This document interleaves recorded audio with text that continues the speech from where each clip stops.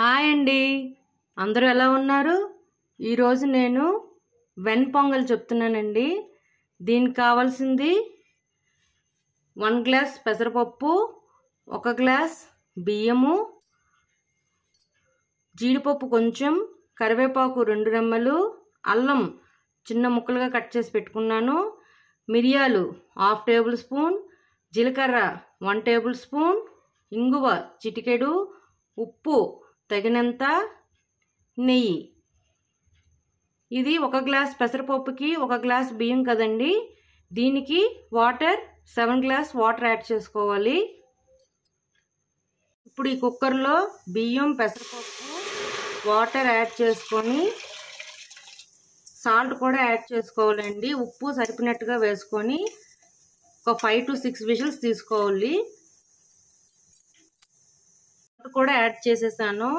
కొంచెం వేడెక్కాక ఉప్పు సరిపోయిందో లేదో చూసుకొని మళ్ళీ యాడ్ చేసుకోండి. ఈ పెసరపప్పుని నేను డైరెక్ట్గా అయితే వేసేసాను. కొంతమంది వేయించుకొని వేసుకుంటారు పెసరపప్పు, నేనైతే వేయించుకోలేదు. ఇప్పుడు ఇది ఒక 7 విజిల్స్ తీసుకుందాం. నేనైతే ఈ గ్లాస్తో తీసుకున్నానండి. ఇది ఒక 4 to 5 personsకి అయితే సరిపోతుంది వెన్ పొంగల్. ఈ వెన్ పొంగల్ చాలా మంచిదండి హెల్త్ పరంగా కూడా. చిన్నపిల్లలకి, పెద్దవాళ్ళకి అందరికీ ఇది ఈజీగా డైజెస్ట్ అయిపోతుంది. ప్లస్ హెల్త్ కూడా చాలా మంచిది.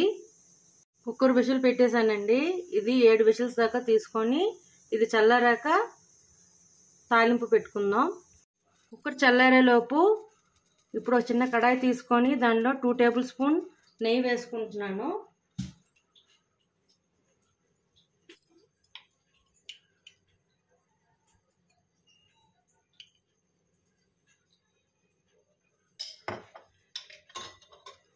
దీనిలోనే జీలకర్ర, ఇంగువ, మిరియాలు, అల్లం ముక్కలు, జీడిపప్పు, కరివేపాకు ఇవన్నీ బాగా గోల్డెన్ కలర్ వచ్చేదాకా ఫ్రై చేసుకోవాలి మీడియం ఫ్లేమ్లో.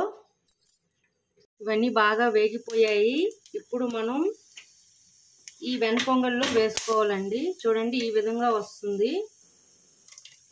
ఇంకొంచెం తిక్కు కూడా అవుతుంది కొంచెం ఆగితే. ఇదంతా దీంట్లో మిక్స్ చేసుకొని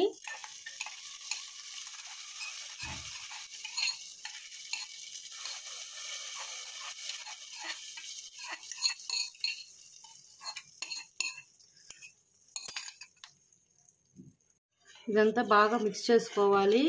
మిక్స్ చేసుకొని ఇప్పుడు సర్వింగ్ బౌల్లోకి తీసుకొని దానిపైన నెయ్యి కానీ వెన్న కానీ వేసుకొని సర్వ్ చేసుకోవాలి. ఇలా సర్వింగ్ బౌల్లోకి సర్వ్ చేసుకున్నానండి. నేనైతే నెయ్యి వేసుకుంటున్నాను. ఈ నెయ్యి వేసుకుంటే చాలా కమ్మగా ఉంటుంది. అంతేనండి, వెన్ పొంగల్ రెడీ. మీకు నచ్చినట్లయితే like, share and subscribe it. Bye.